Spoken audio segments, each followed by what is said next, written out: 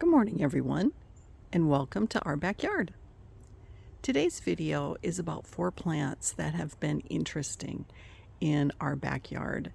And it is August right now, and it's been really hot here in Texas, as I've been mentioning. And these 4 plants have been interesting to me, and I've not really talked about them. And so today I'd like to go through them just to share them with you. This first plant has a really interesting bloom on it. It is called a blue butterfly Clariodendron.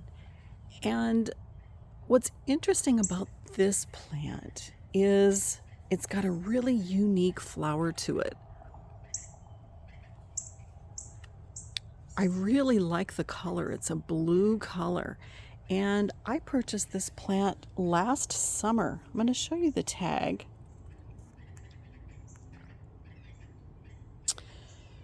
And what's interesting is both butterflies and hummingbirds like this plant.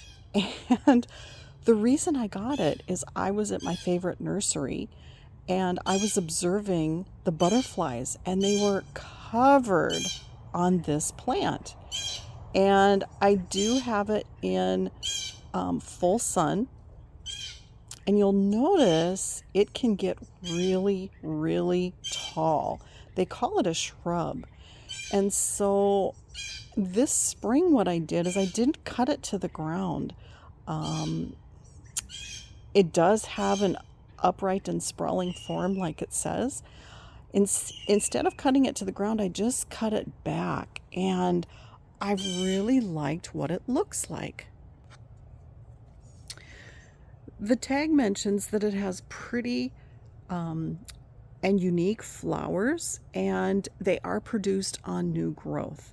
So it says, I think it's kind of interesting, it says that they resemble tiny bicolored blue butterflies floating in panicles at the end of each branch. I'm supposed to cut the stems down to the ground in early spring before new growth begins, and I didn't, but I did cut it back quite significantly. And it also says you can cut back to a pair of buds at any time during the growing season. It attracts butterflies and hummingbirds, and it has a very interesting color. It doesn't get attacked by anything. It's like it's disease resistant, and it just flowers and it just performs, and lots of butterflies and pollinators have been visiting it, and I've been really happy with it. And so I wanted to share that with you because the flowers are pretty unique. It's not heavily flowering right now. I do need to fertilize again, but it does have a very delicate and pretty bloom.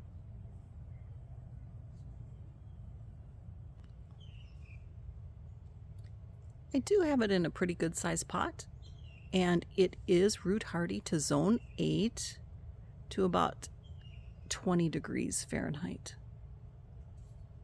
That really is truly a blue color.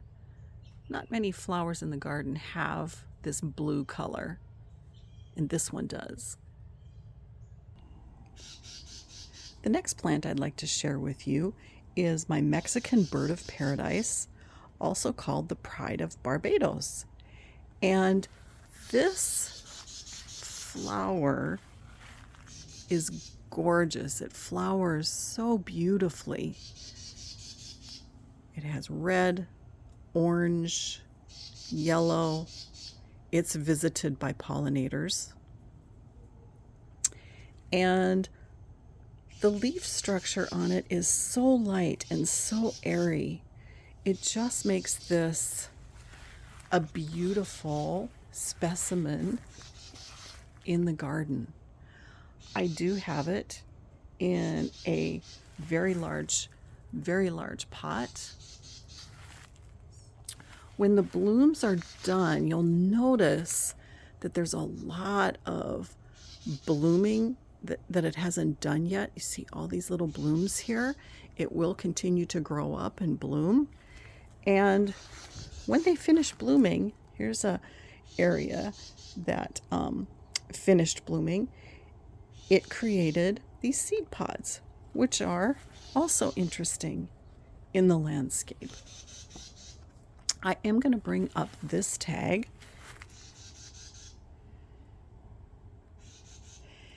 And it says it can get to be 10 feet high if you plant it in the landscape. I have not. It's still, I've got it in a pot because I don't know where I want its permanent home. And it's hardy to 20 degrees. And you can, you know, I have seen these very large, and I've seen them just beautifully covered in those blooms. And now is when they really, really start to shine in this mid to later summer. They call it a perennial shrub or tree. And lacy leaves, yes, that is what I would say this has, is these lacy leaves. And it does prefer full sun. So I just love this in the summer when some of your other plants are starting to look tired. This particular plant is just starting to shine. And I also really like the fact that it has this gorgeous bloom on it. I've had 2 blooms on it this year. I probably made a mistake and cut back some of the stalks last year. I did buy this last summer, but I've been very happy with how it has been performing in the garden. So this is a Mexican bird of paradise, or the pride of Barbados. The next plant I'd like to share with you is another perennial for me. I purchased this last summer, and this is called a little Joe Pye Weed. And I took one look at this and thought, how is that attractive to butterflies? But Joe Pye Weed is. This happens to be a dwarf Joe Pye Weed. And interestingly, it has come back with lots more stalks this year, which I've been very happy with. And you'll notice I have volunteer coleus in this pot, and I've left them in here just to see what it takes to get coleus to sprout from seed. And it is a very long process, so definitely taking cuttings from coleus I think is way better than trying to start it from seed. But this little Joe Pye Weed is a very interesting plant because the fall, late summer and fall, is when it kicks into high gear.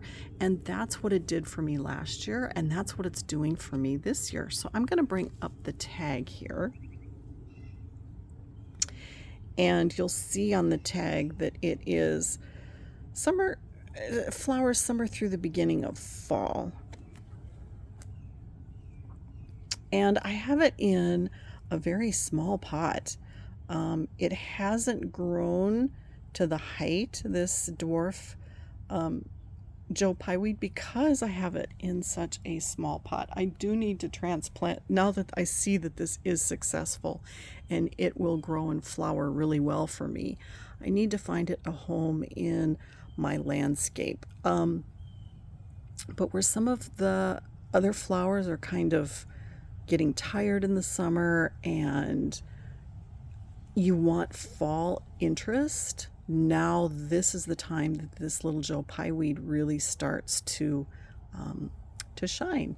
And so you do need to plant it in full sun, and the hardy zones are zone 5 to 9. You know, it is you'll see down here, it says it is a shorter and compact Joe Pye Weed, perfect for smaller gardens or the second tier in perennial or wildflower plantings. Easy to grow. And I do have to say that because it's just in a pot and it came back really nicely. I'm very happy with this. So it was an experiment for me last year, and I've had it a little over a year now, and need to find a home for it.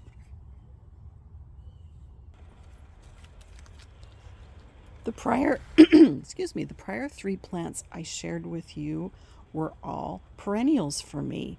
This one happens to be an annual, and oh my goodness, am I shocked with it.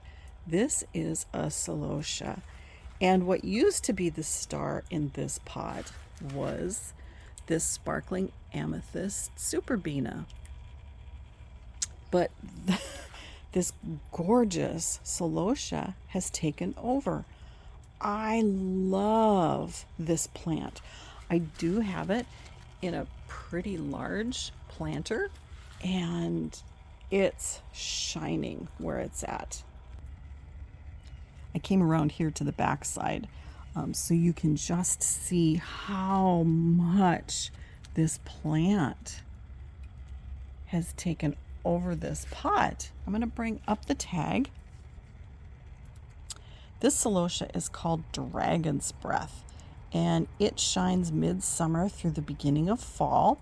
You can see that is true to color. That bloom on it was that color, and now that original color has faded, but oh my goodness, look at all the new growth that this has spurred.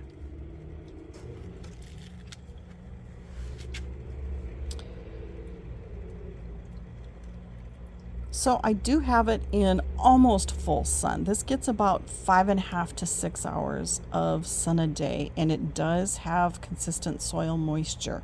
I do have drip on it, and I do think this is consistent with what it's requiring. It says it grows 24 inches tall, which I don't think it's quite there yet, but it is certainly more than 16 inches up 16 inches apart, and it is certainly more than 16 inches in breadth.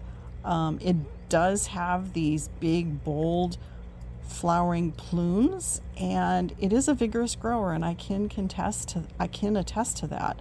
It says it's a perfect choice for containers or adding a burst of color.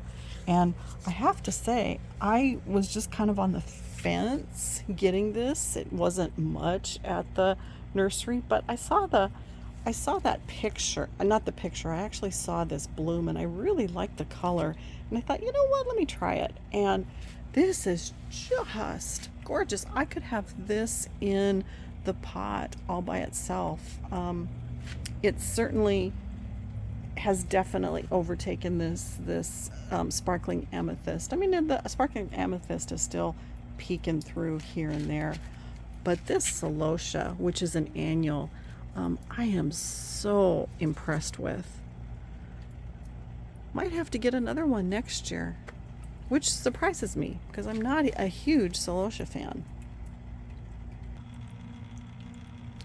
Well, yesterday I saw my first male ruby-throated hummingbird, and that indicates that the early migrators are starting to migrate. And I do feel like it was one that was here last year because he knew where to go right away to my nectar feeders. But what I'm showing you is I did pull this out. This is my hummingbird bird bath, and I did pull that out because I will run it here through hummingbird migration. As I'm looking at that, I look off here to my potted plant, and I am going to give a fifth one, or a bonus plant today, if you will. And this happens to be the Terenia or Wishbone flower.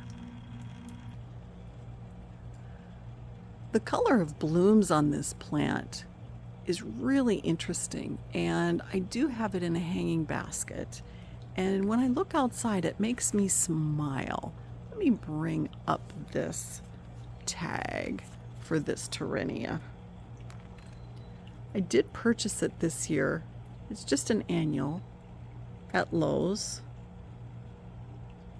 It shows that it performs in the summer and the fall, which I'm really happy for. And since it is in a pot, I do have to water it every day. And for me, it's an annual because it doesn't survive below 32. I'm gonna come around here. Got a couple of different flower colors in here. But they say hummingbirds really like this. So we'll see during hummingbird migration if that's the case. But it does have a little tubular flower here, which hummingbirds do like. So it'll be interesting to see if this hybrid has enough nectar in them in which they will feed. I have this Terenia in a pretty tall pot, and I love the growth on it. It's not flowering as much as I would like, but the thing I wanted to show you about it is how it is growing. So it is a filler and a spiller, and it is growing up in through here. My thriller isn't doing that great. It's a rockin' fuchsia salvia, and none of my Granitica salvias are doing well. I think they've not done well with the high humidity and the oppressive heat that we've had. But this Terenia is just growing gorgeously. It's really made me think that I might have Terenia as this middle grower in a pot. I've just been so pleased with it, which is surprising. This particular hybrid has not, let me pull it here, Catalina Grapelicious from Proven Winners, has not been a prolific flower. It's been an okay flower. I have been feeding it. It probably needs to be fertilized a little more. I do about every other week. I probably need to do every week. But I've been so happy with the Terenia. Well, thank you so much for joining me today. Thought I'd kind of come and end the video on this pretty airy Mexican bird of paradise. So I hope you all have a wonderful day today, and I hope to see you again.